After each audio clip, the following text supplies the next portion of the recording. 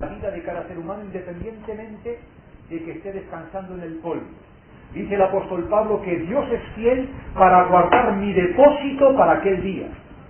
Dios tiene un registro perfecto de las vidas de los hombres, aunque descansen en el polvo de la tierra.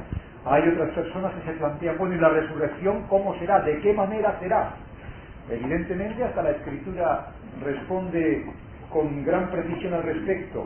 No es esta la pregunta y quizás a lo mejor os sugiera que lo comentemos en otro momento. Después, la tercera pregunta que intentábamos responder era: si todos duermen, la Santísima Virgen María también duerme esperando el último día. Y decíamos que la Escritura no dice nada al respecto. La Escritura silencia a la Virgen María y no podemos decir ni afirmar ni negar. Y entonces, respetuosos de la Escritura, no obstante, preferimos echar mano de ella para cuestiones que requieren una respuesta concluyente. Este es un tema que la Escritura ni quita ni pone rey, no sé si entendéis.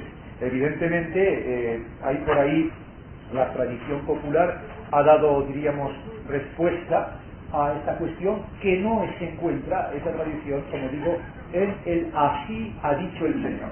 Y una de las características de nuestro seminario es que intentamos respetuosamente responder a lo que Dios dijo, porque damos mayor valor a la palabra de Dios que a las especulaciones humanas, aunque algunas de ellas puedan acertar. Pero por si acaso preferimos ser más concluyentes y categóricos con todo aquello que Dios ha revelado. Dentro de esta serie de 5 preguntas, es alguien de vosotros que hizo esta serie, dentro de los muertos duermen, la cuarta, que ahora es objeto de respuesta, dice: si todos duermen, la comunión de los santos, unión en Jesús de la Iglesia, de los santos muertos y de la Iglesia caminante, nosotros, la comunión de los santos no existe. Bien, yo creo que sí existe la comunión de los santos. En primer lugar, la palabra comunión, como esta persona entiende perfectamente, es la unión, la común unión, la unión común de los creyentes con Jesucristo o con Dios. Esta comunión existe, especialmente existe, lógico, con aquellos que están vivos. Los muertos que murieron en Cristo, como dice el apóstol Pablo, descansan, duermen, dice la Escritura. Pero existe la comunión de los santos con la Iglesia, con los creyentes que están vivos. Es decir, desde el momento en que nosotros, cristianos, adoramos a Dios, le rendimos culto, mientras tenemos vida, mientras tenemos energía, mientras tenemos cerebro para comprenderle, existe esa comunión entre el creyente, la Iglesia, en este caso, que es el conjunto de los fieles, y Dios. Por tanto, la comunión de los santos sí existe con los vivos. Los muertos nada saben, dice la Escritura, descansan aunque están en la mente de Dios. En lo que se refiere a los santos, la Escritura indica que los santos son los cristianos. Es decir, y es importante que hagamos esta clarificación. El apóstol Pablo, por ejemplo, en varias epístolas, pero por citar un par de ejemplos, en la epístola a los Colosenses, en el primer capítulo de la epístola de San Pablo a los Colosenses, la página 1091, dirigiéndose en la salutación a los cristianos de la iglesia de Colosas, dice: Pablo, apóstol de Jesucristo, por la voluntad de Dios, y el hermano Timoteo, a los santos y fieles hermanos en Cristo que están en Colosas. Gracia y paz sea a vosotros de nuestro Dios, Padre y del Señor Jesucristo. Para los primeros cristianos eran denominados santos, se llamaban entre sí los santos. Lo mismo dice la epístola a los filipenses, y muchas veces lo utiliza Pablo y Pedro, la expresión: Pablo y Timoteo, siervos de Jesucristo, a todos los santos en Cristo Jesús que están en Filipos. Para la Escritura, los santos son los creyentes, los cristianos. Y utilizando la etimología del término, la palabra griega santos, quiere decir personas dedicadas a Dios, personas consagradas a Dios, personas que viven para servir a Dios. Y evidentemente, pues aquí habemos unos cuantos que queremos dedicar nuestra vida a Dios. Para la Escritura, esos son los santos, los creyentes, los hombres y mujeres apartados para un uso sagrado, para dedicarse a Dios. En el transcurso del tiempo histórico, la expresión santos tomó otras interpretaciones que no podemos apoyar con la Escritura. Pablo se dirige a seres vivos y les llama los santos. Y es a esos santos que podemos perfectamente suscribir lo que dice el credo, creo en la comunión de los santos. Es decir, en la unión de todos los creyentes con el Señor. Así que, en este sentido, esta sería la respuesta de este señor. Y por último, Rafael, coincido 100% con lo que dijiste.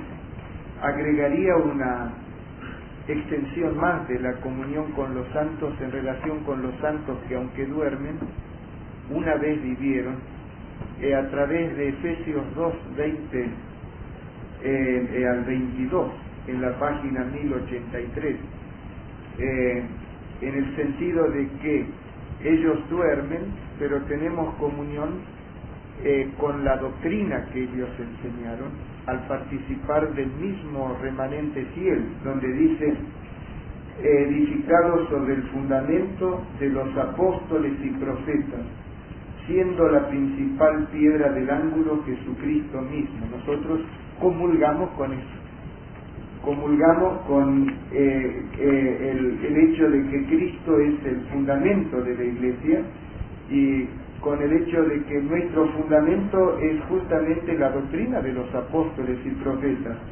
en quien todo el edificio bien coordinado va creciendo para ser un templo santo en el Señor, en quien vosotros también sois juntamente edificados para morada de Dios en espíritu.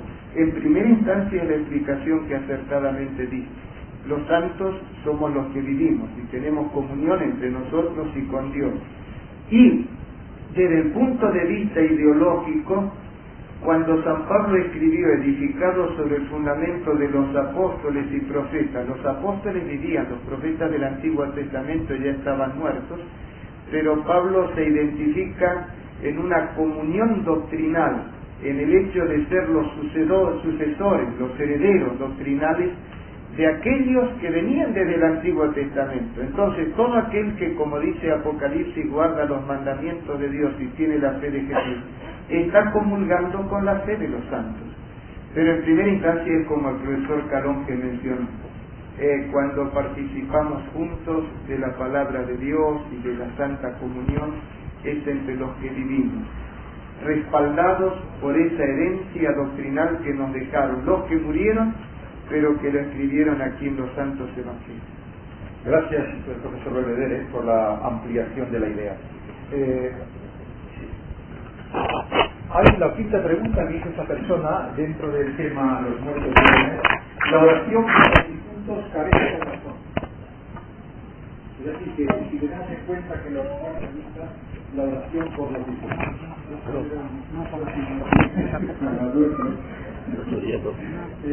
Quiero explicar, no hay ningún pasaje. Lo que Cristo, lo que dice la Escritura es que cuando una persona fallece, terminó su tiempo de oportunidad. Y Cristo lo ilustra muy bien en la parábola del rico y Lázaro. Conocéis muy bien esta parábola, es una ilustración que muestra al final de la parábola cuando el rico le dice en palabras de Jesús, que le dijo al Señor: Señor, por lo menos permite que mis hermanos se enteren de lo que va a pasar después, permite que alguien se levante de los muertos y les persuada a mis hermanos.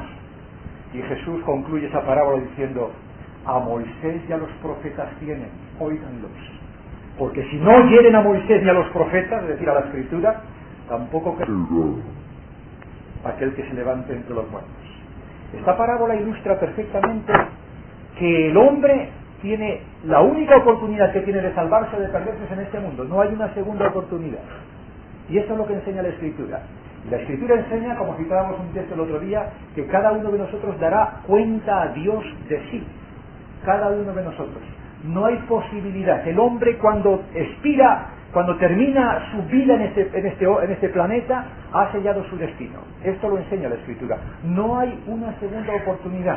Por eso la Escritura insiste mucho, y me voy a permitir utilizar unas palabras paulinas del apóstol Pablo cuando dice: si oyereis hoy su voz, no endurezcáis vuestros corazones, dice Pablo, porque hoy es el tiempo aceptable, ahora es el día de salvación.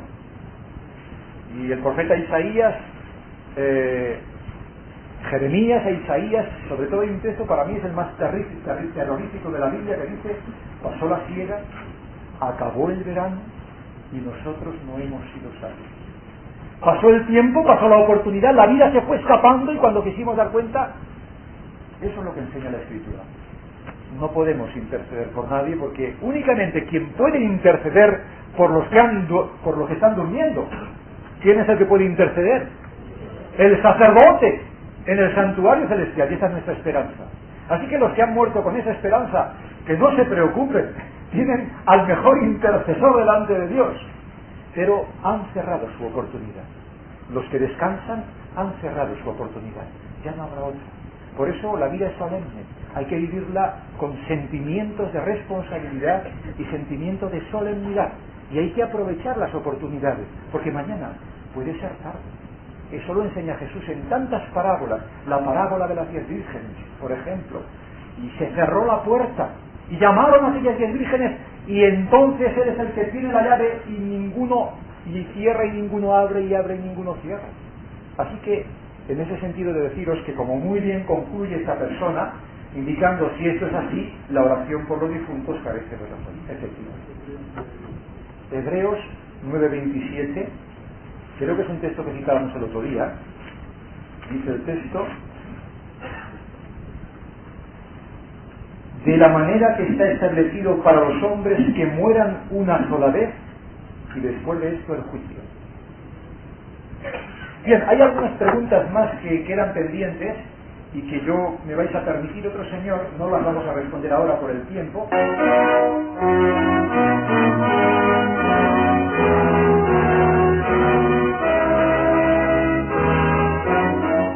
La hora de su juicio ha llegado.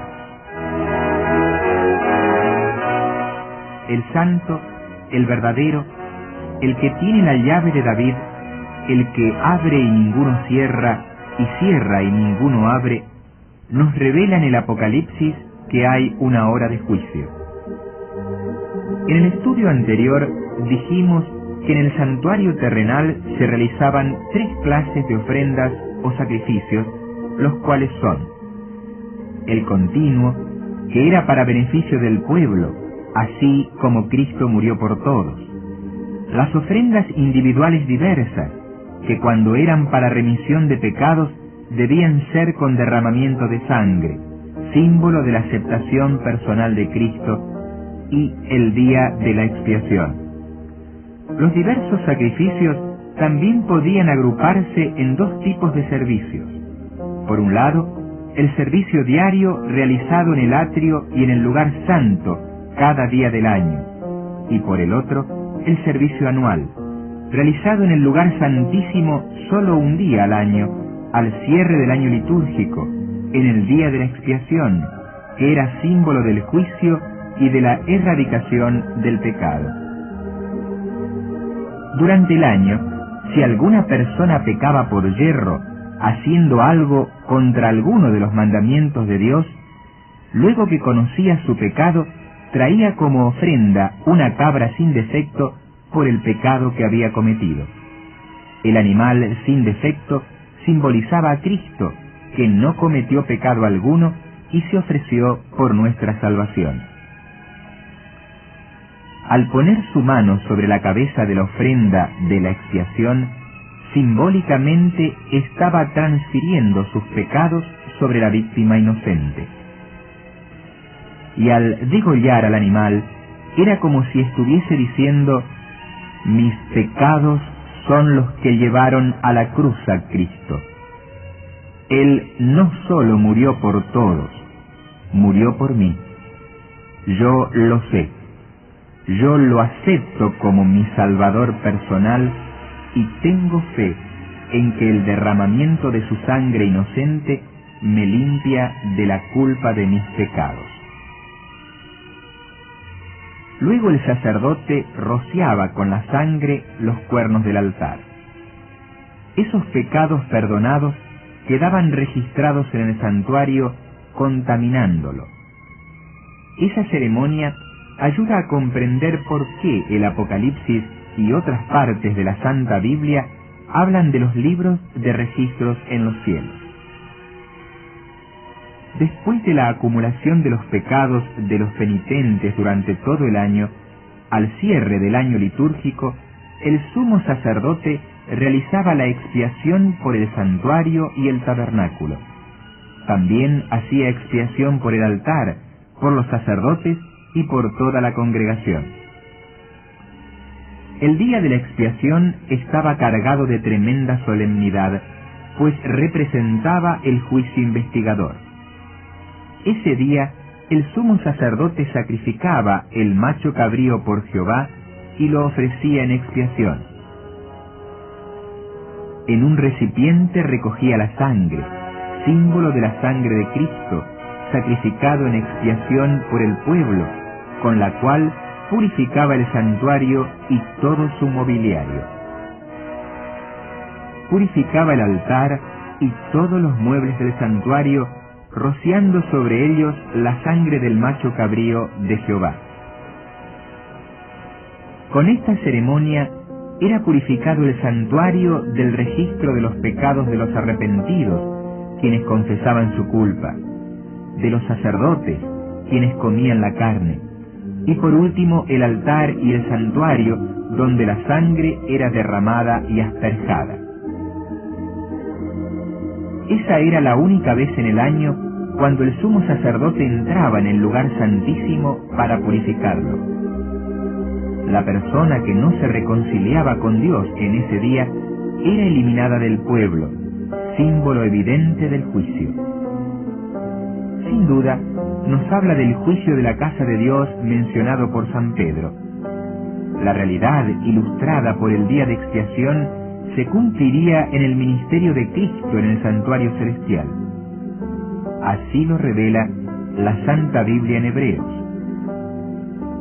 Fue, pues, necesario que las figuras de las cosas celestiales fuesen purificadas así, pero las cosas celestiales mismas con mejores sacrificios que estos, porque no entró Cristo en el santuario hecho de mano, figura del verdadero, sino en el cielo mismo, para presentarse ahora por nosotros ante Dios, y de la manera que está establecido para los hombres que mueran una sola vez, y después de esto el juicio, así también Cristo fue ofrecido una sola vez para llevar los pecados de muchos, y aparecerá por segunda vez sin relación con el pecado para salvar a los que le esperan.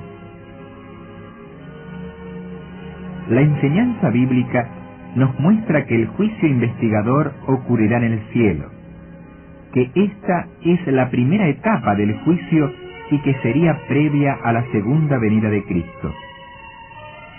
El profeta Daniel vio en visión que fueron puestos tronos y se sentó un anciano de día, y después de describir al Señor dice: el juez se sentó y los libros fueron abiertos. Esta etapa investigadora del juicio atañe al pueblo de Dios. Comienza con los primeros habitantes de la tierra y llega hasta los que estemos vivos al venir el Señor.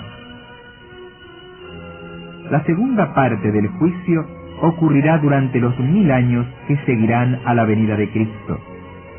En relación con esto, dice el Apocalipsis que en esa oportunidad serán juzgados todos aquellos cuyos nombres no fueron hallados escritos en el libro de la vida. Será llevado a cabo por el Señor junto con los redimidos durante el milenio. Este juicio es para beneficio de los santos que glorificarán a Dios al comprobar la justicia del Señor expresada en sus juicios. La tercera etapa del juicio ocurrirá al terminar el milenio, y en el ritual del santuario eso era ilustrado por el macho cabrío de Azazel, el cual era abandonado para morir librado a su propia suerte en el desierto. Toda la expiación salvadora era cubierta por el macho cabrío de Jehová. Como dice Isaías 53, Jehová cargó en él el pecado de todos nosotros. Este macho cabrío de Azazel, que no era sacrificado, no salva a nadie, pues, como dice la Escritura, sin derramamiento de sangre no se hace remisión. No tiene muerte sustitutoria, sino que representa a Satanás, verdadero culpable del surgimiento del pecado. El pecado de los redimidos ya había sido perdonado y expiado por Cristo, quien finalmente purifica el santuario, eliminando de él toda mancha, la mancha del pecado, las manchas de las calumnias contra el carácter de Dios. La mancha no puede quedar más sobre Cristo, porque la segunda vez, sin relación con el pecado, será visto por los redimidos. Ese macho cabrío de Azazel, abandonado a su propia suerte y destrucción, como ya lo dijimos, representa a Satanás, primero en el milenio y en su destrucción final, cuando toda mancha de rebelión y pecado sea definitivamente extirpada. En el Nuevo Testamento se presenta el gran privilegio que tenemos los creyentes. Por tanto, teniendo un gran sumo sacerdote que traspasó los cielos, Jesús, el Hijo de Dios, retengamos nuestra profesión, porque no tenemos un sumo sacerdote que no pueda compadecerse de nuestras debilidades, sino uno que fue tentado en todo según nuestra semejanza, pero sin pecado. Acerquémonos, pues, confiadamente al trono de la gracia, para alcanzar misericordia y hallar gracia para el oportuno socorro.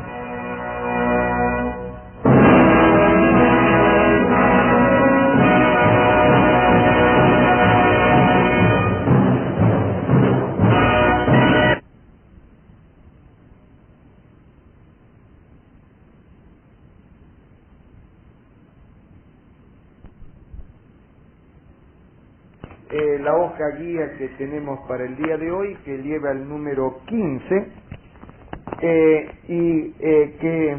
diríamos, no sé si introducida, si me colocas el retroproyector, muchachos, no sé si introducida por el tema que acabamos de repasar. Apocalipsis nos habla acerca del juicio. San Juan dio el santuario en el cielo, ese santuario en el cual se maneja toda la economía de la salvación, se maneja todo lo que tiene que ver con el juicio de Dios, y que tiene cosas que tenemos que analizar en función del tiempo del fin en el cual estamos viviendo. No sé si después del repaso que tuvimos del tema de ayer, antes de entrar en tema nuevo, tenemos alguna pregunta en relación a lo que analizamos ayer. Va quedando razonablemente claro. Sé que es mucha información nueva junta. No pretendo que memoricéis toda la información, por eso tenéis las hojas guías, las hojas de trabajo, las cuales os ayudan a repasar en casa y completar lo que a veces por falta de tiempo suficiente no alcanzamos a completar aquí. Me interesa de lo que vimos ayer que nos quede claro en la mente, o nos queden claras algunas informaciones fundamentales. En primer lugar, que Apocalipsis 14 nos revela la cronología del juicio divino, desde el momento en que nos revela que la hora del juicio ha llegado y nos aclara que ese juicio ocurre en el santuario celestial. Al mismo tiempo, Apocalipsis 14, 6 y 7, al decirnos, temed a Dios y dadle gloria porque la hora de su juicio ha llegado, y adorad a aquel que hizo el cielo, la tierra, el mar y las fuentes de las aguas, nos está indicando que en el momento en que comenzaría en el cielo el juicio investigador, en la tierra habría que volver a adorar a Dios como lo ordena el mandamiento que manda guardar el sábado. En contraste con la fidelidad de estos, en el Apocalipsis del Antiguo Testamento, como es el libro de Daniel, y de paso el profesor Calonge cuando enseñaba en la Facultad de Teología de Sagunto, él fue profesor de Apocalipsis, entiendo que enseñaste Daniel también, de Daniel también, y sin duda después podrá asesoraros más acerca de ese Apocalipsis del Antiguo Testamento que es Daniel. Habla acerca del mismo juicio, porque en Daniel 7 menciona que el juez se sentó, que los libros se abrieron, y esa escena ocurre en los cielos cuando aparece allí en las nubes de los cielos el Hijo del Hombre, y mientras se desarrolla la solemne escena de juicio en los cielos, el profeta Daniel queda escandalizado por la obra que haría en la tierra el cuernito pequeño simbolizando al anticristo, el cual, entre otras cosas, perseguiría a los santos del Altísimo y también pensaría en cambiar los tiempos y la ley. Ese gran conflicto entre el bien y el mal. Los dos grupos allí aparecen actuando en la tierra. Los que guardan, como dice Apocalipsis 14:12, los mandamientos de Dios y tienen la fe de Jesús, y los que siguen la influencia del anticristo, que acepta una ley cambiada, una ley modificada contra la voluntad de Dios. Ese hecho vale la pena tenerlo en mente para poder entender no solo la profecía que estudiaremos hoy, sino la de Apocalipsis 13, la de Apocalipsis 17, la de Apocalipsis 18. En otras palabras, lo que habíamos visto ya desde el comienzo, que Apocalipsis revela la existencia de un gran conflicto, y especialmente Apocalipsis 12, 7 al 9 lo dice, que hubo guerra en el cielo, que se rebeló Satanás contra Cristo, que arrastró a una parte de los ángeles, y que después fue arrojado a tierra y sus ángeles con él. El traslado del conflicto de Satanás contra Dios trasladado al planeta Tierra, lo revela muy clarito Apocalipsis 12, 7 al 9, tiene elementos objetivos a través de los cuales se expresa. Y la Biblia es clara en que la ley de Dios es uno de los elementos objetivos del conflicto. Frente a frente, el anticristo que cambia la ley y arrastra gente, y los que guardan los mandamientos de Dios y tienen la fe de Jesús, que tendrían que enseñar a adorar a Dios como el Creador, como le enseña el mandamiento del sábado. Y vuelvo otra vez a este hecho. Es bueno que visualicemos y que nos quede claro que son acontecimientos simultáneos. ¿Me lees, por favor, Rafael, otra vez Apocalipsis 14, 6 y 7 para tener claro que son hechos simultáneos?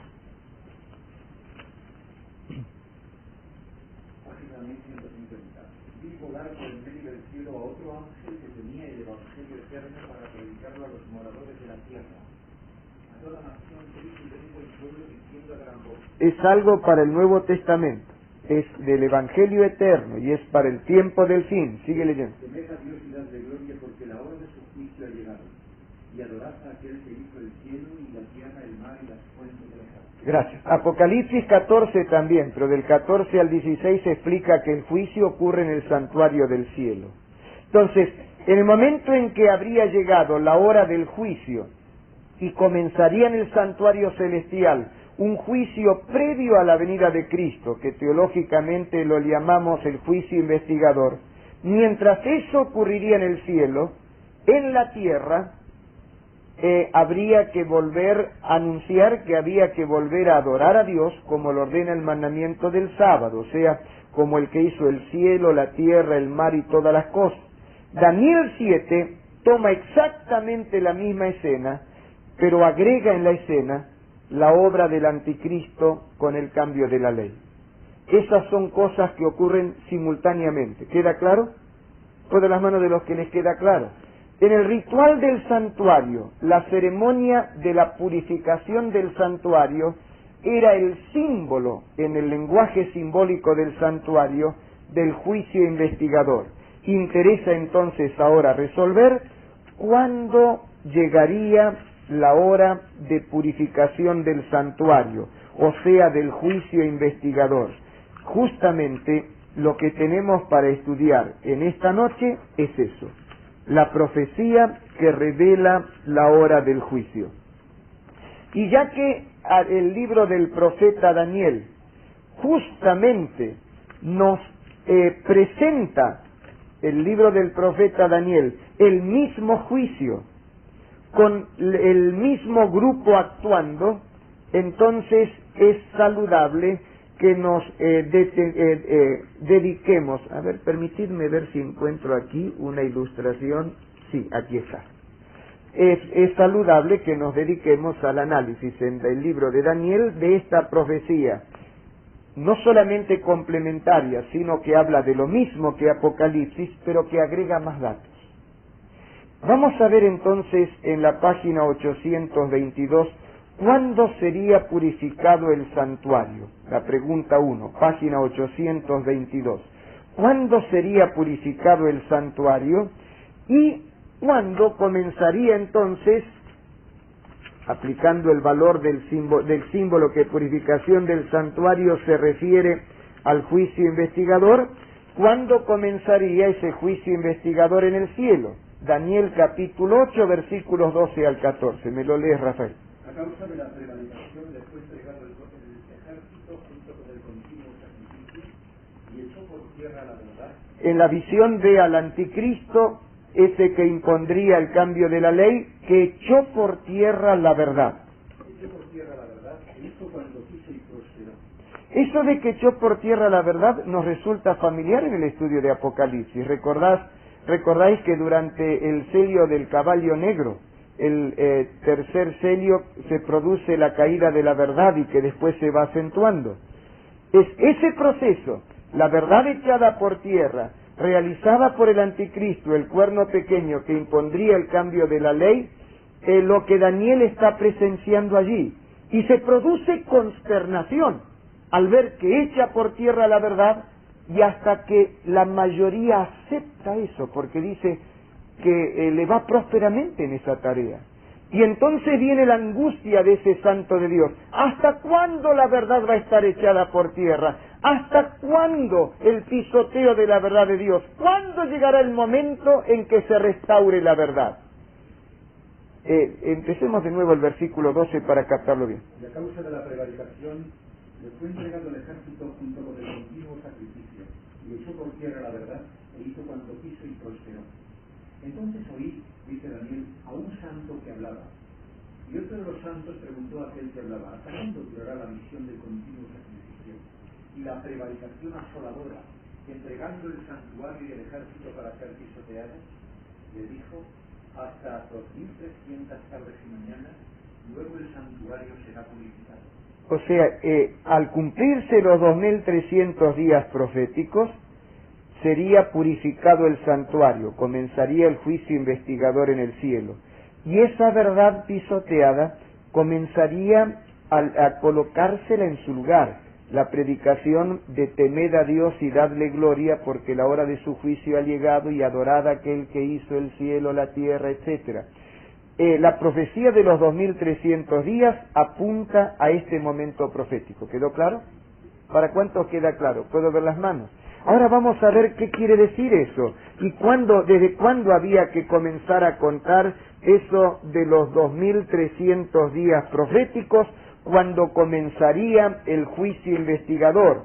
El profeta Daniel al principio no lo entendió y después de aclarar muchas cosas de la profecía, dice que el profeta que hasta se enfermó de desesperación porque quería saber cuándo iba a ser eso, y finalmente en el capítulo 9 aparece Gabriel después de una angustiosa y agónica oración del profeta para ayudarle a entender lo único que le faltaba comprender en la profecía del capítulo 8, eso de los 2300 días. Por eso es que en la página 824 se nos dice a partir de qué fecha comenzarían a contarse los 2300 días proféticos. ¿Quién me quiere leer en el capítulo 9 el versículo 25? Eloísa.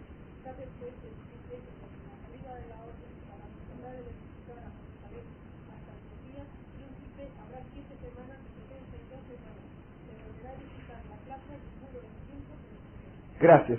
Ahora le vienen a explicar los 2300 días y se le dice que la primera parte de esos 2300 días tendría que ver con la aparición del Mesías príncipe, pero habría que contarlo a partir del año en que se diera un decreto para reedificar Jerusalén, que en ese tiempo estaba destruido. Y ese decreto, aunque hubo varios intentos, el que finalmente tuvo éxito, por lo cual consideramos que es el decreto a partir del cual hay que contar, y de paso Monseñor Straubinger, ese teólogo católico que cité tantas veces, se encargó de historiar y colocar la lista de cuántos teólogos del pasado pensaban lo mismo, y que él también lo cree. Es el año 457 a.C., cuando Artajerjes Longímano firmó un decreto que permitió reconstruir la ciudad de Jerusalén, su plaza, su muro, aunque demoró un tiempo para hacerlo. Por lo tanto, hay que comenzar a contar desde el año 457 antes de Cristo. Pero permitidme destacar un hecho aquí. ¿Para qué servirían estas primeras 70 semanas proféticas de las que habla allí? Dice 70, versículo 24. 70 semanas están determinadas sobre tu pueblo. O sea, Daniel era judío, esa parte era el tiempo de los judíos, el tiempo de Israel. Y 70 semanas están determinadas sobre tu pueblo. Algunos han querido hablar de que ahora viene el tiempo de los judíos de nuevo, pero no, Dios en la profecía dice que el tiempo de los judíos eran 70 semanas proféticas a partir del 457 antes de Cristo.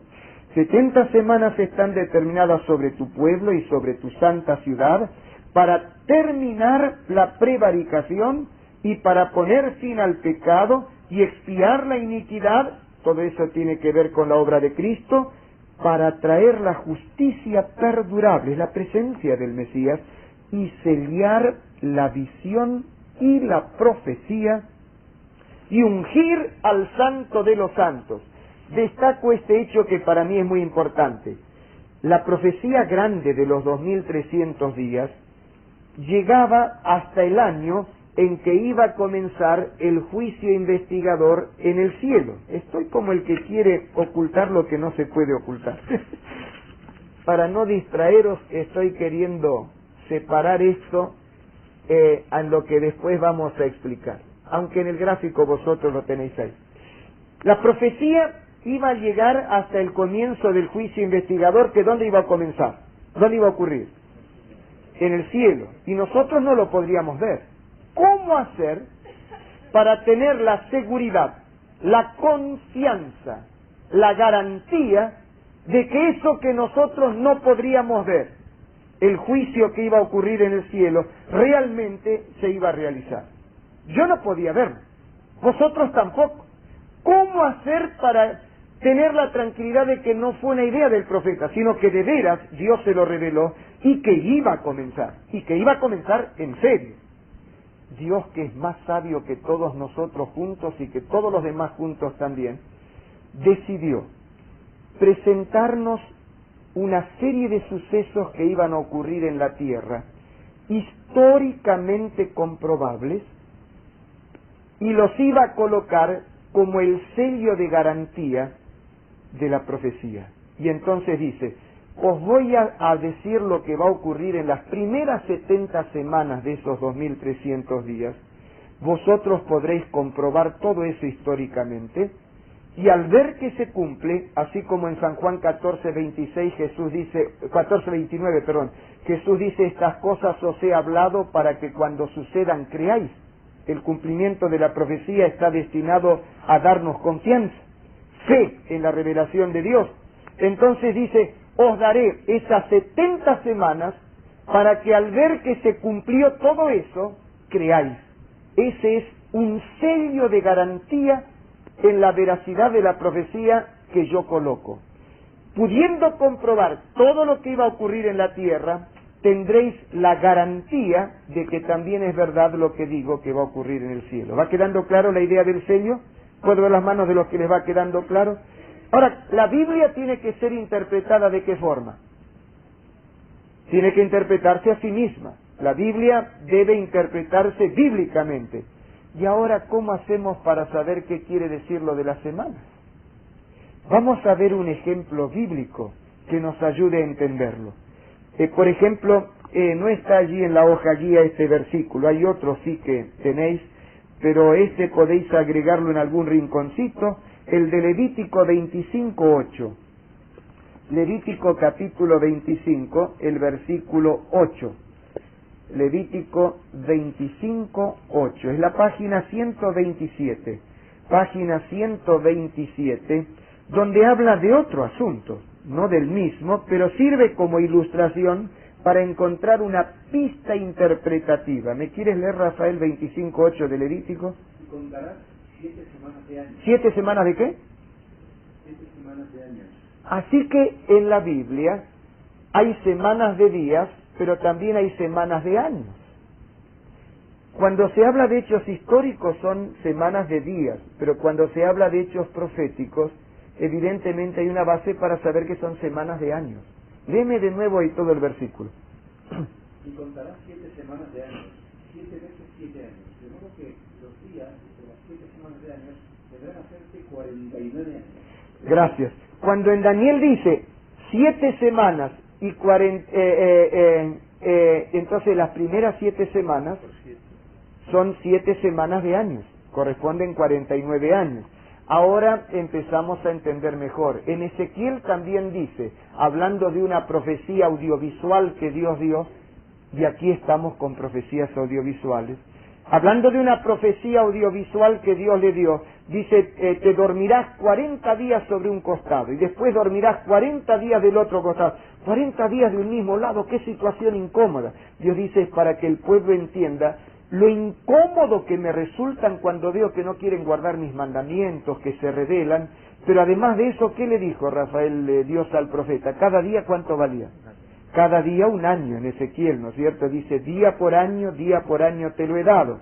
Ahora empezamos a entender, son 2300 días proféticos, o sea, años reales. Y las 70 semanas son semanas de años.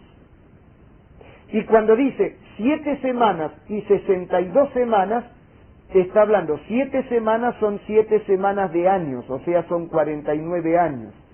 Y las 62 semanas son de años también.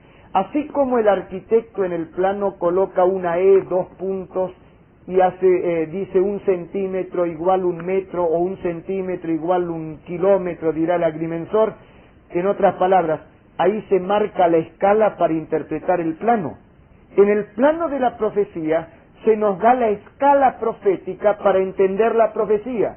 Y en profecía un día es un año. 2300 días proféticos son 2300 años proféticos. 7 semanas proféticas son 7 semanas de años. ¿Va quedando claro? ¿Para cuántos va quedando claro? Volvamos ahora a Daniel y descubriremos un tesoro de revelación. La página 824 otra vez. La pregunta 3, ahí les coloqué en la respuesta, resumido y bien documentado bíblicamente, todo lo que os voy a explicar ahora. Así que, salvo que querráis ampliar escribiendo más, pero ahí tendréis el resumen de lo que pretendo explicaros ahora. Empecemos con el versículo 23. Al principio de tus ruegos fue dada la orden y yo he venido para enseñártela. Los ruegos del profeta era para entender los 2300 días. Porque tú eres muy amado, entiende pues la orden y entiende la visión.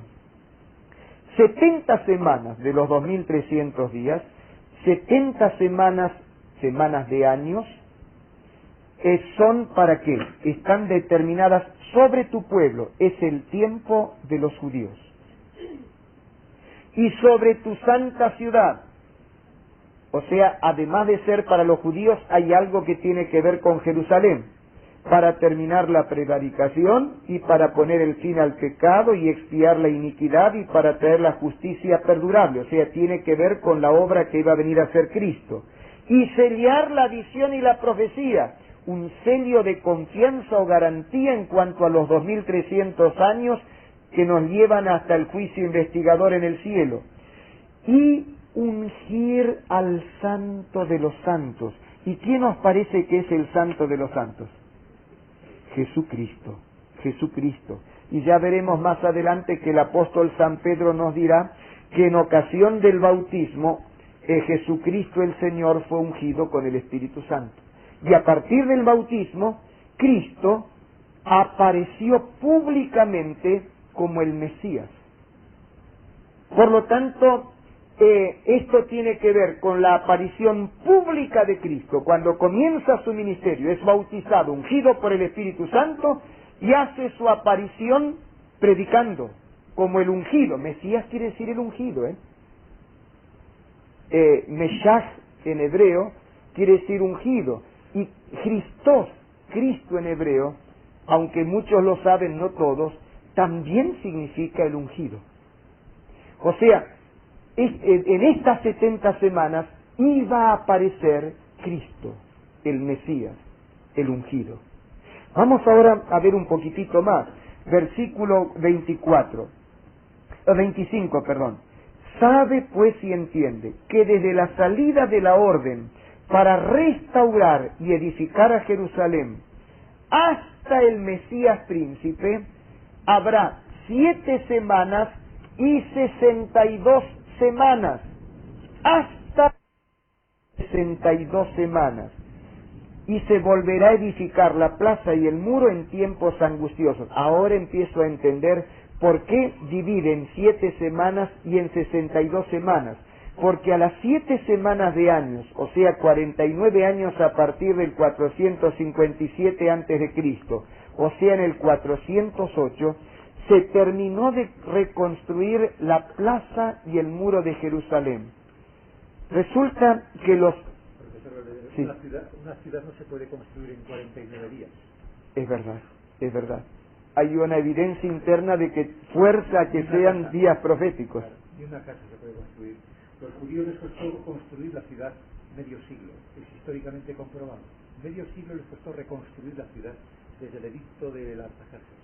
¿Y por qué dice en tiempos angustiosos, Rafael? Pues porque los pueblos, en ese periodo de la esclavitud de los israelitas en Babilonia, en ese periodo esas zonas habían sido ocupadas por otros pueblos que no eran Israel. Los israelitas habían sido dispersos por Nabucodonosor, sus ciudades habían desaparecido, y cuando los reyes persas dan, diríamos, la autorización para que Artajerjes, el pueblo, regrese, van a ocupar los lugares que ellos habían ocupado antes y que ahora ocupaban otros pueblos. Aquellos pueblos no les dejaron. Y especialmente los samaritanos estaban indignados. Les hostigaban y no les permitían construir. Dicen los profetas Esdras y Nehemías que tenían que construir la ciudad con la espada al cinto y con centinelas que tenían que proteger a los albañiles para poder reconstruir. Por eso dice que se volverá a construir el muro y la plaza en tiempos angustiosos. Y eso, notar la precisión de relojero, y más que de relojero, que tiene Dios al profetizar. Una cronología matemáticamente impresionante. Dice 7 semanas y 62 semanas hasta que aparezca el Mesías príncipe. A las 7 semanas, los 49 años, en tiempos angustiosos, como describía Rafael, se terminó de construir la plaza y el muro de Jerusalén. Y 62 semanas más. Después podemos hacer las cuentas ahora mismo, pero la podéis hacer después también para ganar tiempo. Exactamente eso nos lleva al 27 de la era cristiana, que coincide con el año 15 de Tiberio César, y es el año 780 de la fundación de Roma. ¿Y sabéis lo que ocurrió en el año 15 de Tiberio César? Poned una marca allí porque vamos a volver a leer acá en Daniel, y acompañadme en la lectura del Evangelio según San Lucas, el capítulo número 3. San Lucas capítulo 3 es la página número 939. ¿Qué es lo que pasa? Léeme, Rafael, por favor, los versículos 1 al 3. En el año 15 del misterio de Tiberio César, siendo gobernador de Judea Poncio Pilato y Herodes tetrarca de Galilea y su hermano Felipe tetrarca de Iturea y de la provincia de Traconite y Lisania tetrarca de Abilinia, y siendo sumos sacerdotes Anás y Caifás, vino palabra de Dios a Juan, hijo de Zacarías, en el desierto. El año 15 de Tiberio César, o sea, cuando se cumplen las 7 semanas y 62 semanas, el 27 de la era cristiana, San Juan el Bautista está predicando en el Jordán. Dice en el versículo 3, y él fue por toda la región contigua al Jordán, predicando el bautismo de arrepentimiento para perdón de pecados. ¿Y quién es el que viene a bautizarse? ¿Qué dice los versículos 21 al 23? Y aconteció que cuando todo el pueblo se bautizaba, también Jesús fue bautizado. Y orando el cielo se abrió, y descendió el Espíritu Santo sobre él en forma corporal como paloma, y vino una voz del cielo que decía, tú eres mi Hijo amado, en ti tengo complacencia. Jesús mismo, el versículo 23, al comenzar su ministerio, era como de 30 años. Rafael, ¿cómo es este asunto? En el año 27 es bautizado Jesús, pero dice que era de 30 años. Entonces, ¿no nació en el año 1 Jesús? No, Cristo nació 3 años antes de Cristo. ¿Cómo? ¿Nació antes de nacer? No. Señores, este problema de los historiadores me empieza a perturbar. A ver, explícamelo. Quiero indicaros que nosotros estamos computando esta profecía según el calendario nuestro. Es muy curioso comprobar que hay mucha gente que no cree en Jesús y sin embargo estamos contando los años gracias al nacimiento de Cristo. Vivimos en el año 1989 de la era cristiana. Hay gente que no cree en Jesús ni en su palabra. Lo que ocurre es que cuando se computó el calendario nuestro, que es el llamado calendario gregoriano, fue computado por un monje llamado Dionisio en el siglo VI. Dionisio el Exiguo. Efectivamente. Entonces ocurrió que Dionisio se equivocó en 3 años, en pocos meses. Bueno, errar es humano, no lo vas a crucificar. Y cuando se vinieron a dar cuenta, pues resulta de que dijeron los historiadores, más vale no menear lo que dice el Quijote, no lo toquemos. Entonces, realmente nosotros no vivimos según el nacimiento de Jesús en el año 1989, deberíamos vivir en el año 1992. Ese es el año real, según el nacimiento de Jesús. Hay entonces 3 años de diferencia que todos los historiadores aceptan. Por eso yo digo, para chocar a algunos, que Cristo nació 3 años antes de Cristo. En otras palabras, quiere decir que era más fácil que los historiadores sepan eso que pretender recoger todos los libros que se escribieron y se imprimieron y empezar a chachear y corregir cada fecha. Si no, todas las fechas de la historia habríamos de variarlas. Entonces Napoleón no invadió España en 1808, sino en 1811. América pues no fue descubierta en 1490. Oye, pero eso está bueno. Yo en lugar de 51 años tengo 48. Señoras, ahí tenéis el secreto. No, se trata para identificar esa profecía, en lugar de partir del año 457 a.C., partiríamos del 460 y no varía nada. Es decir, correcto. La profecía no queda alterada, sencillamente se trataría de correr las fechas. Por eso sorprende un poco cómo este Cristo fue bautizado en el año 27, porque esto sí que es matemático, profesor Belvedere, es sorprendente, cómo la profecía indicaba el año exacto del nacimiento de Jesús, con una precisión que asombra. ¿Y cómo es posible que Jesús fue bautizado en el año 27 si tenía 30 años, según dice el evangelista Lucas? Sencillamente porque los que han fijado nuestro calendario se confundieron y los historiadores no lo han tocado. Lo hemos dejado ya así, pensando que todos lo sabemos, que no hay ningún problema y que por tanto no altera en absoluto el cómputo del tiempo profético. Correcto, entonces queda claro que no hay un problema de cómputo, sino, como bien explicó el profesor Calonge en su especialidad, ese monje que manejó todos los elementos históricos que disponía careció de algunos elementos más modernos de investigación y cometió un error realmente pequeño, porque fue monumental la obra cronológica que hizo Dionisio, ¿no? Un error pequeño, pero que no es posible recoger todos los millones y miles de millones de libros y leer cada página para tachar y corregir la fecha. Es más fácil aclarar. Hay que correr 3 años. ¿Quedó claro, no es cierto? Ahora, notar, como bien destacaba Rafael también, lo notable de la profecía. Estaba dicho, y esto escrito en el siglo VII antes de Cristo, El profeta Daniel, en el siglo VII antes de Cristo, recibe por revelación, el séptimo sexto sería. Sí, esto ya fue dado en el siglo entre sexto y séptimo. Entonces, el profeta, por revelación de Dios, porque es Dios quien se lo revela, nos aclara que llegaría el momento en que entraría en vigencia o se firmaría un decreto para reconstruir la ciudad de Jerusalén. Históricamente, ahora ya lo sabemos, el año 457 a.C., Artajerjes Longímano lo firmó. 7 semanas después se terminaría en el año 408 a.C. de reconstruir la plaza y el muro de Jerusalén. Y hasta nos dice cómo iba a ser en tiempos angustiosos, como fue angustiosa esa tarea. Y 62 semanas de años después, en el año 27 de la era cristiana. Son 434 años, es decir, 62 por 7, son 434 Correcto. que nos llevan al año 27 de la era cristiana. Ya es nuestra era. Hay que tener en cuenta que nosotros computamos el tiempo años antes de Cristo, años después de Cristo. Los años antes de Cristo son restando. Por eso tenemos que restar 457, 56, 55, 54 hasta el 408. Pero una vez que computamos las 62 semanas por 7, que son 434 años, ya nos metemos en la era cristiana. Por eso llegamos al año 27. Es decir, decimos menos 2, menos 1, menos 0. Es curioso porque no decimos menos 0, sino que decimos menos 1 más 1. Por eso da el año 27 de la era cristiana, que fue el día del bautismo. Correcto. Ahora, nosotros como cristianos, Rafael, computamos de acuerdo al calendario gregoriano en antes de Cristo y después de Cristo. Pero resulta que cada emperador tenía la vanidad de pensar que él iba a ser el centro de la historia y tenían los cómputos de acuerdo a su propio reinado. Entonces, Roma tenía el cómputo a partir de la fundación de Roma, Tiberio César a partir de la asunción que él tuvo del reino. Por lo tanto, en el año 27 tenemos por lo menos 3 formas de computar esa fecha. Era el 780 de la fundación de Roma, nosotros ahora decimos el 27 de la era cristiana, pero como gobernaba en esa región Tiberio César, el cómputo del tiempo era el 15 de Tiberio César. Son 3 formas de dar el mismo año. Ahora, no os preocupéis de eso.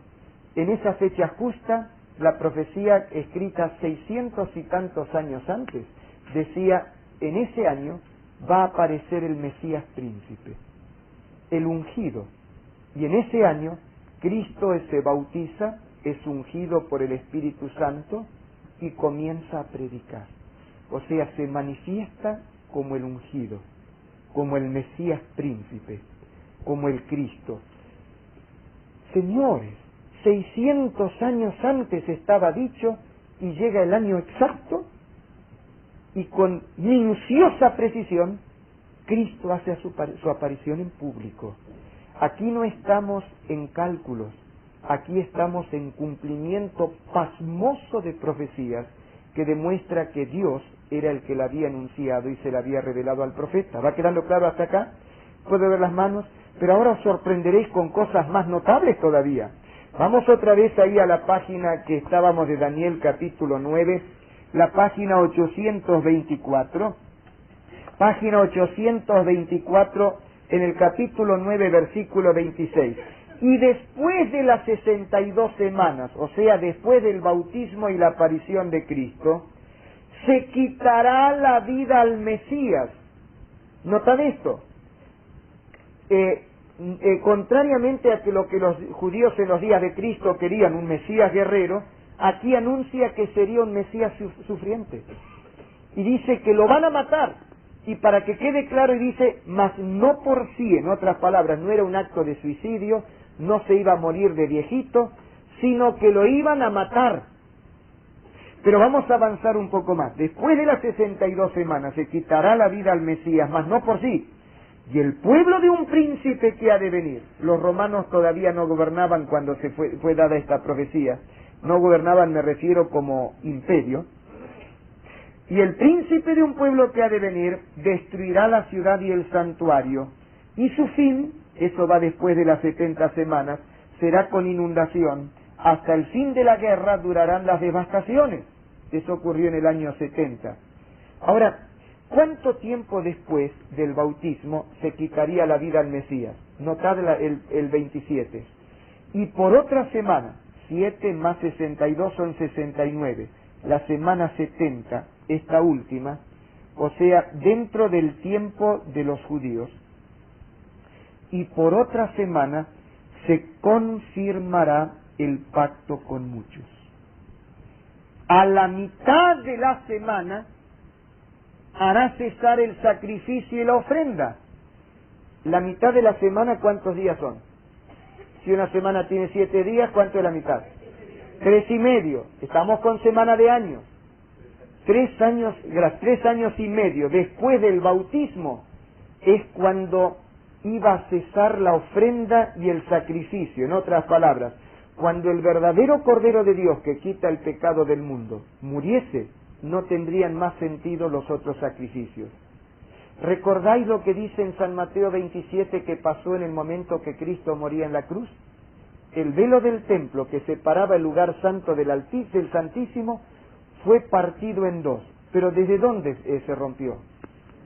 De arriba abajo, o sea, no fue un hombre, ya era alto el templo, no fue un hombre que lo rompió, 12 metros de altura.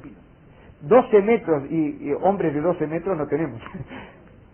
No es que un hombre lo rompió, es Dios, por eso lo partió de alto abajo, para que quedara claro que era Dios que decía, se acabaron los sacrificios, el santuario de la tierra ya cumplió su misión. Ya se acabó la maqueta, guardamos el plano, porque ahora entramos en la realidad, en el edificio de la salvación. Y dice una tradición que el sacerdote era viernes de Pascua, y en la Pascua judía, el momento en que el sacerdote, cumpliendo el símbolo que representaba a Cristo, tenía el cordero en la mano para sacrificarlo, el cordero se le escapó. Y mientras el cordero se le escapaba, el velo del templo se parte de arriba abajo. Una manera misericordiosa de parte de Dios de decirle a ese dirigente del pueblo de Israel, al sumo sacerdote, oye, ya se acabaron los símbolos. El verdadero Cordero que quita el pecado del mundo acaba de morir en la cruz. Y vosotros lo llevasteis a la muerte. Tratar de hacerlo reaccionar para que lo entendiera. Y eso ocurrió exactamente a la mitad de la última semana. Precisión matemática en el cumplimiento de las profecías. Esto ayuda a entender por qué hay judíos sinceros que cuando estudian esto se convierten. Tuve el privilegio hace unos años de dar un ciclo de conferencias en la ciudad de Santa Fe, en Argentina. Allí asistían muchos profesionales. Bauticé 6 ingenieros en ese ciclo de conferencias y también 2 profesores universitarios, pero entre los que asistían había 2 abogados, Ismael Rabinovich y José Rabinovich. ¿El apellido Rabinovich nos sugiere algo? Judíos. Además de judíos, la terminación Vich significa hijo de. Estos eran Rabinovich, hijos de rabino, significa el nombre. Estos 2 abogados judíos asistían. Hoy los 2 son cristianos, gracias a Dios. Y esta profecía ayudó mucho, especialmente al mayor de ellos, a José. Porque cuando un judío sincero estudia esto, ellos tienen sus escrituras del Antiguo Testamento. Ellos saben que no fuimos los cristianos que se la escribimos porque ellos las tienen desde el Antiguo Testamento. Y lo estudian con sinceridad históricamente. Están en una encrucijada que no tiene salida.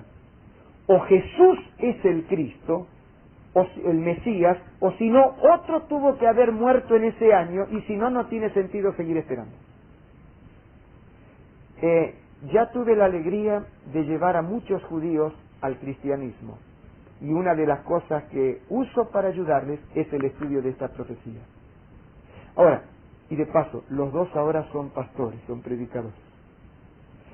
Uno de ellos profesor en la Facultad de Teología que tenemos en Argentina. Quería yo indicar, Sí. es tan precisa la profecía que no es de extrañar que Dios abandonase a su pueblo. Israel dejase de ser pueblo de Dios.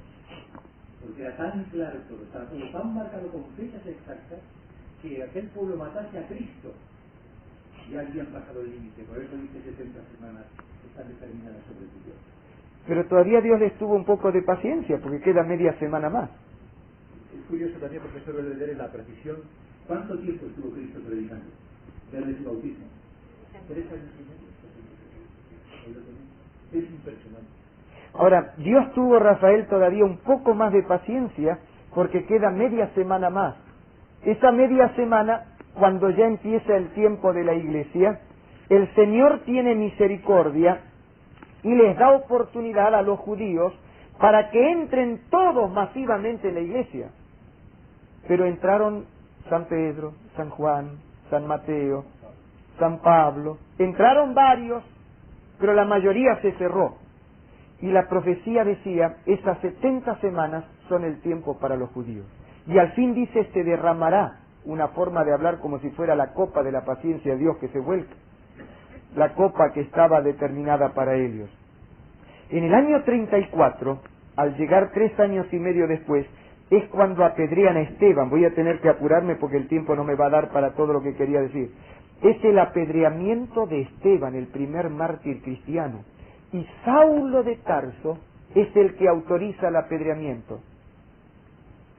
Muerto Esteban, se arma una gran persecución y los cristianos de Jerusalén empiezan a desparramarse, empieza a predicarse el Evangelio. Pero es en ese mismo año cuando muere Esteban y se acaba la paciencia de Dios para los judíos, como nación, como pueblo teocrático de Dios. Saulo de Tarso, todavía respirando amenazas contra los cristianos, no conforme con el desparramo que armó de la iglesia en Jerusalén, consigue autorización de los dignatarios judíos y tiene el atrevimiento de irse más allá de sus límites, hasta Damasco, donde había una colonia de judíos, porque supo que ahí habían ido a parar cristianos, para terminar con ellos. Y va con tropa, va con soldados, y él, valiente al frente de la tropa, llega con la autorización para exterminar a los cristianos de Damasco, a las puertas mismas de Damasco, y ahí es donde Cristo, con el fulgor más magnificente que el de 100 soles juntos, o no sé cuánto, lo enceguece y lo revuelca en el suelo, y el altivo Saulo, ahora revolcado en el polvo, escucha la voz del Señor que le dice, Saulo, Saulo, ¿por qué me persigues? Todo el análisis temperamental, Rafael, de Saulo que podemos hacer, por lo que está escrito en la Biblia, lo presenta como un colérico. Y los coléricos necesitamos a veces golpes muy duros para agachar la cabeza. Tenemos demasiada confianza en nosotros mismos. Y el Señor, por eso es que después le conservó un aguijón en la carne de por vida. Necesitaba hacer algo para que se mantuviera humilde. Saulo no era un melancólico, emotivo, que analiza, internaliza las cosas. Necesitaba un golpe en la cabeza, y Dios se lo dio. ¿Por qué me persigues? Dura cosa es dar coces contra el aguijón. Estás pateando contra la púa, Saulo. Entiende lo que estás haciendo. ¿Quién eres, Señor? Yo soy Jesús a quien tú persigues. Y ahí la figura de Esteban muriendo con el rostro iluminado y diciendo, Señor Jesús, no les imputes este pecado, se le vuelve a presentar vívida, nítida. Se dio cuenta que en la persona de Cristo, de Esteban, había estado persiguiendo a Cristo, y la persona de los otros fieles estaba persiguiendo a Cristo, y pregunta, Señor, ¿qué quieres que haga? Ve a la ciudad y se te dirá lo que te conviene hacer. Y Dios tuvo que tenerlo, Jesús tuvo que tenerlo 3 días en remojo a Saulo, era demasiado duro. Porque entra ciego, ahora lo llevan como un desvalido, y se pasa 3 días ciego allí en la casa de la derecha. Tuve la oportunidad de visitarla en Damasco, pero era un hombre sincero, orando y orando, orando a Dios. Y entonces le dice el Señor a Ananías, un siervo fiel, escucha, Ananías, vas a ir a la calle de la derecha, a la casa tal y tal, ahí está Saulo, vas a ir a ver a Saulo. Y Ananías le dice, Señor, tú sabes dónde me estás mandando, ¿no? A la boca del lobo. No usa esas palabras, pero lo que dice más o menos expresa es, tú sabes el daño que hizo a los santos, a tus fieles allá en Jerusalén, y que se vino aquí, había corrido la voz, la hermandad cristiana de Damasco sabía que Saulo venía a lo que venía a hacer, ahora vino con autorización para terminar con nosotros, y tú nos mandas allá todavía. Y el Señor le dice, ve porque ese está orando, y va a ser un instrumento escogido, yo lo voy a usar para que esté delante de los reyes. Necesito un hombre así que tenga coraje para plantarse frente al mismo Nerón si fuera necesario para decirle lo que es la verdad. Va a estar delante de los reyes y él va a ser el que anunciará el Evangelio a los gentiles. Llega Ananías, le pone las manos sobre los ojos y le dice: hermano Saulo, el Señor que te apareció junto al camino viniendo a Damasco, me mandó para que recobres la vista. Coloca las manos, ora por él, caen como escamas de los ojos.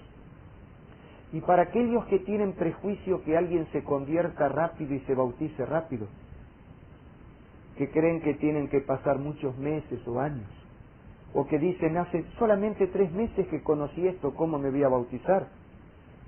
Saulo hacía 3 días que venía como asesino a matar cristianos. Solo hacía 3 días. 3 días que le apareció Cristo, nada más. Y después de devolverle la vista, Ananías le dice: ahora, ¿por qué te detienes? Levántate y bautízate y lava tus pecados invocando su nombre. Está en Hechos 22:16. Solo 3 días alcanzaron para hacer de un asesino un santo, digno del bautismo. Hechos 22:16. Cuando alguien se ha convertido, justifica sepultar el pasado y nacer una vida nueva. Y ahora este hombre que había sido perseguidor empieza a ser perseguido. Y es él el que quiere empezar a predicarle a sus connacionales, pero lo rechazan, y él dice: desde ahora me voy a los gentiles. Los judíos rechazaron su oportunidad. Y no es que ningún judío se va a salvar. El judío que se convierta entra a la iglesia y se salva, no por ser judío, sino por ser convertido, igual que cualquier hijo de buen vecino. Tiene que convertirse, no sé si queda claro. Y entonces entra el tiempo de la iglesia. Notad la armonía interesante. Aquí el Señor da 3 años y medio de paciencia y tiempo adicional a los judíos a ver si entraban masivamente en la iglesia. Ahora tenemos aquí el esquema que une las profecías que hemos estudiado. Los 2300 años parten del decreto de reconstrucción de Jerusalén por Artajerjes Longímano y comienzan con 70 semanas de años, que son el tiempo de los judíos, y con acontecimientos que iban a ocurrir en la tierra y que se convertirían en un sello de garantía para sellar la profecía, a fin de darnos confianza en lo que iba a ocurrir al final de los 2300 años en el cielo, el comienzo del juicio investigador. Los 2300 años a partir del 457 a.C., o sea, el nacimiento de Cristo, 456 años y un cuarto, más 1843 años y 3/4, nos llevan hasta 1844. En 1844 iba a comenzar en el cielo lo que la purificación del santuario, en la maqueta ilustrativa de ese templo que caducó con la muerte de Cristo, porque allí ya empezaba a oficiar el verdadero sacerdote Cristo en el santuario del cielo. En 1844 iba a comenzar lo que en los símbolos del santuario se representaba en el día de la expiación, el pasaje del lugar santo al santísimo. A partir de la cruz, Cristo ofició en el cielo, en el santuario, en la parte del lugar santo del santuario. Es en 1844 cuando nuestro Señor Jesucristo pasa del lugar santo al lugar santísimo en el santuario celestial. O sea, comienza el juicio investigador, representado en el santuario terrenal por el día de la expiación. ¿Cómo hacer para creer que era verdad lo que iba a pasar en el cielo en 1844 si no lo íbamos a ver? Dios dijo: yo coloco un sello de garantía para que tengas confianza que es verdad lo que iba a ocurrir allá. Estas 70 semanas que las podrás comprobar a satisfacción. Y cuando yo veo que a las 7 semanas de años se termina de construir la plaza y el muro, tal como lo profetizó Dios, que 62 semanas de años más, en el 27, es bautizado Cristo y se manifiesta como el Mesías. Y había sido dicho 7 semanas y 62 semanas hasta el Mesías príncipe, cuando él aparezca en público. Y que media semana más en el año 31, 3 años y medio después, se le quita la vida al Mesías, como estaba profetizado, y que se acaba al fin de las 70 semanas la oportunidad de Israel y empieza el tiempo de los gentiles, yo digo, todo eso se cumplió, yo acepto a Cristo como mi Salvador, creo en Él, y también pongo mi confianza en Él como mi mediador e intercesor en el santuario celestial. Aunque no lo vea, el sello de garantía ya lo di, que me demuestre y me garantiza que la profecía es legítima. ¿Para cuántos de vosotros queda claro también esto? ¿Puedo ver las manos? Sí. El cómputo de los 2.300 años, si restamos los 490, de los 2.300 años, si restamos los 490 destinados a Israel, y los sumamos al 34, ¿no? De 2.300 gestamos 490, quedan 1.810. Si sumamos a los 34, los 1.810, nos sale 1.844. Es que antes había dicho una frase. No, bueno, para simplificar la suma yo lo planteo así. El año del nacimiento de Cristo, 456 hasta más un cuarto del tiempo del 457, 456 más un cuarto. Entonces, de aquí 1843, empezó en 1844, más 3 cuartos. Entonces, 456 y un cuarto, más 1843 y 3 cuartos, dan los 2300. Una forma de simplificar el cálculo para los que no están todo el día con la historia en la mano. Entonces, ahora notad, me queda un minuto. El tiempo, ahora dentro de los 2300 días entra el tiempo de la iglesia, es el tiempo de los gentiles. Es allí donde, o sea, Daniel nos presenta en detalle el tiempo de los judíos y penetra en el tiempo de la iglesia para decir lo que pasa en el juicio investigador. Apocalipsis arranca de aquí, del tiempo de los gentiles, las cosas que son, las que han de suceder pronto y las que han de suceder después de esta. Las 7 iglesias, los 7 sellos, la caída de la verdad y la apostasía, y notar cómo es el mismo Dios que reveló todo, es lógico que tenga armonía. En Daniel habla de la caída de la verdad pisoteada, echada por tierra, y la restauración de la verdad cuando en la tierra, al mismo tiempo que empezaría el juicio investigador en el cielo. Ahora, todo esto era para entender bien Apocalipsis 10, pero se me acabó el tiempo y ni empecé a darlo. Si os parece, de 24 sesiones alargamos una más a 25 para que mañana dedique tiempo a explicar eso. ¿Cuántos estáis de acuerdo en que complete eso mañana? Porque es la parte más interesante. Puedo ver las manos de los que están de acuerdo. Entonces, mañana vamos a presentar. En otros lugares no me dejan salir de la sala. Me han tenido hasta 3 horas seguidas hablando para explicarlo esa misma noche. Pero es que no tienen el problema que vosotros tenéis de necesitar de tomar, coger el autobús y el tren para volver a casa. Vamos a tener una oración y mañana, pero no aquí, sino mañana en Huertas de la Biblia, ¿no es cierto? Huertas de Biblia 20, recordadlo. Rafael, ¿quieres orar? Querido Padre que estás en los cielos, queremos darte gracias por tu palabra, sobre todo por la profecía que nos habla con una precisión asombrosa de cosas que tú dijiste así como así de siglos antes de nuestra era. Te damos gracias porque Cristo, su ministerio como Mesías, Salvador, su muerte expiatoria, habían sido, Señor, anunciadas con siglos de tiempo. Amén. Te damos gracias también, Señor, porque esta impresionante profecía nos lleva al tiempo del juicio y estamos sorprendidos, además que cada vez más seguros, más afianzados en la autenticidad de tu palabra.